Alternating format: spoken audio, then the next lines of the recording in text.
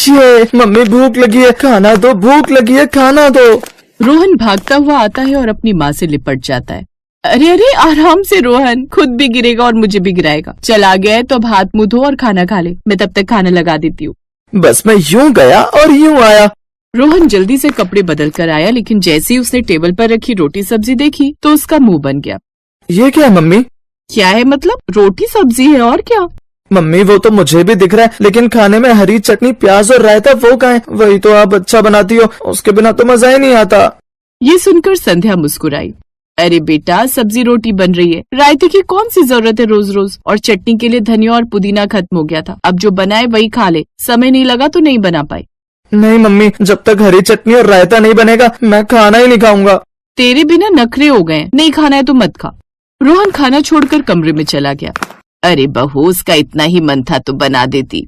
माँ जी आप तो देख ही रही हैं, सुबह जल्दी उठकर चाय बनाओ, फिर सबका नाश्ता बनाया, टिफिन पैक की, फिर घर की साफ सफाई, बर्तन, कपड़े और नहाना, इन्हीं सब में वक्त हो जाता है। और जब तक 2 मिनट बैठने की सोचो तब तक दिन के खाने का समय हो जाता है। अब नहीं खाता है ना खाए, आखिर मैं भी कब तक नखरे झेलूंगी इनके।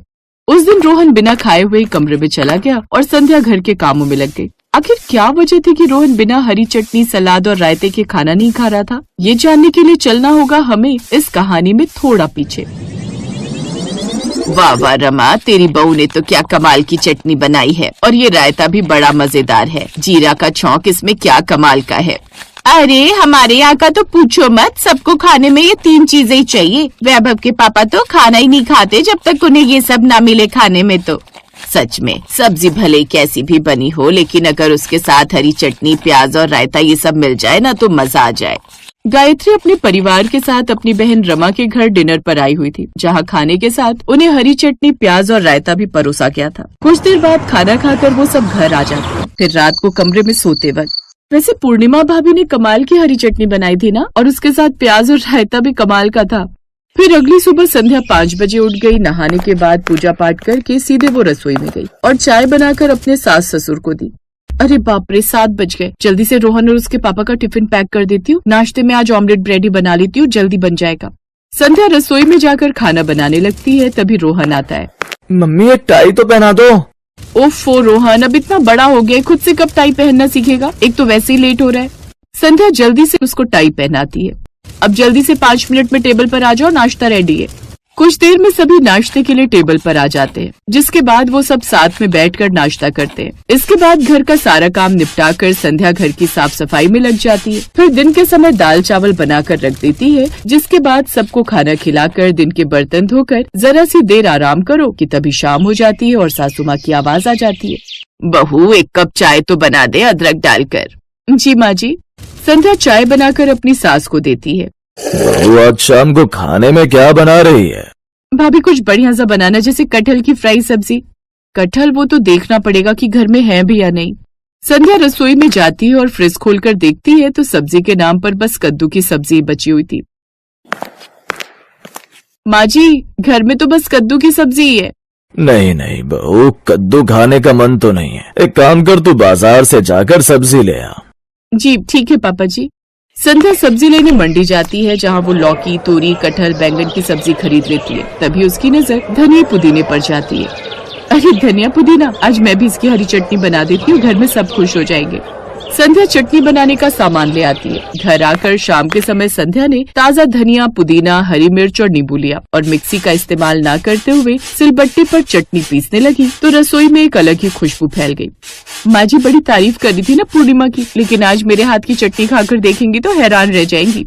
चटनी की खुशबू से रोहन दौड़ा दौड़ा किचन में आया। वाह मम्मी, कितनी अच्छी खुशबू आ रही है, मुझे अभी खानी है चटनी। अभी नहीं बेटा, बस थोड़ी देर रुक जा, खाने के साथ परोस दूंगी और अभी सब्र कर, ये तो शुरुआत है, रायता भी बनाना है।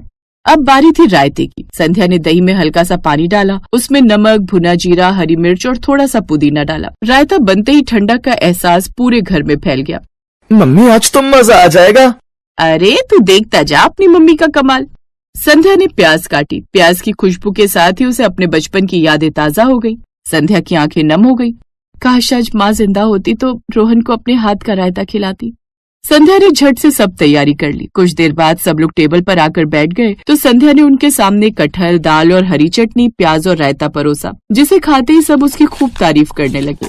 वाह बहू, आज तो मजा आ गया। तूने तो पूर्णिमा से भी ज्यादा अच्छी हरी चटनी बनाई है और रायते में भी क्या जबरदस्त स्वाद है। मजा आ गया। हाँ बहू, अब तो तू राजू को ही खाने के साथ ये तीनों चीजें बना दिया कर। इससे जहाँ किसी ने 3 रोटी खानी हो तो उसकी जगह हम 5 रोटियां खा जाएं। इतना टेस्टी लगता है ये। जी माँ जी, अब से आपको रोज यही मिलेगा। अब संध्या रोज ही वही सब बनाने लगी, कभी दिन में दाल चावल के साथ तो कभी सब्जी रोटी के साथ। लेकिन इन सब में उसे और ज्यादा वक्त लग जाता क्योंकि कोई भी उसकी मदद नहीं करता था। ऐसी एक रोज संध्या को खाना बनाने में ही वक्त लग गया। ये क्या बहू, इतना वक्त हो गया, अभी तक तेरा खाना नहीं बना क्या? खाना तो बन गया लेकिन अभी हरी चटनी बनाना बाकी है। हाँ तो क्या कर रही है, जल्दी बनाना। माँ जी, मैं जब तक धनिया पुदीना साफ करती हूँ काटती हूँ उतनी देर में आप ये मिर्च काट दीजिए और लहसुन छिल दीजिए ना। नहीं नहीं, मेरे हाथों में मिर्च लग जाती है, ये काम तो तू ही कर, मुझसे तो नहीं होगा। ननद जी आप कर दीजिए। नहीं भाभी, कहीं मुझे मिर्च लग गई तो? ये सब काम ना घर की बहुओं को ही जचते हैं। हाँ, जैसे मैं तो दूसरे ग्रह से आई हूँ ना, मुझे तो मिर्च लगती नहीं है। संध्या ने फिर खुद ही जाकर चटनी बनाई, लेकिन फिर उसने देखा कि रायते के लिए दही नहीं है। बाबूजी, रायता बनाने के लिए दही नहीं, आप ले आइए ना। अभी मेरा जरूरी मैच आ रहा है, मैं नहीं जा सकता, तुम ही ले आओ। संध्या को इन सब में काफी वक्त लग गया, इसलिए वो दही लेने नहीं जाती और रायता नहीं बना पाती। अरे ये क्या भाभी, आज तो रायता तो है ही नहीं। हाँ बहू, रायता नहीं है। हाँ, क्योंकि दही नहीं था इसलिए मैंने रायता नहीं बनाया। संध्या की कोई भी किचन में बिल्कुल भी मदद नहीं करता था। अब वो सबको ऐसे ही खाना परोसती है। पहले तो घर वाले पूछते भी, लेकिन फिर धीरे धीरे संध्या ने पूरी तरह ही बनाना बंद कर दिया। लेकिन रोहन, जिसे अब उस हरी चटनी प्याज की लत लग चुकी थी, अब वो इसके बिना नहीं रह पा रहा था और इसीलिए आज भी रोहन ने खाना नहीं खाया। अपने बेटे को इस हालत में देख अब संध्या को समझ आया कि कहीं न कहीं इन सब में उसका बच्चा भूखा ही रह जा रहा है और उसके बच्चे को सफर करना पड़ रहा है। मैं परिवार वालों के भरोसे उनकी मदद के लिए क्यों बैठी रही, जबकि पहले भी तो मैं समय निकालकर चटनी प्याज और रायता बनाती थी। कोई बात नहीं, मैं अपने बच्चे के लिए फिर से उसके लिए ये सब बनाऊंगी। फिर संध्या रसोई में गई और सिलबट्टे पर हरी चटनी बनाकर प्याज, रायते और सब्जियों के साथ उसे परोसती है। चटनी की वही खुशबू से रोहन दौड़ा चला आता है। अरे वाह mummy, you are the best. अब वो बैठकर बड़े मजे से खाता है। ये देखकर संध्या भी बड़ी खुश थी। उस दिन के बाद वो हर रोज खाने में चटनी बनाने लगी, साथ ही प्याज और रायता भी बनाने लगी, क्योंकि कहीं न कहीं वो जानती थी कि घूम फिर कर हर काम उसे खुद ही करना है।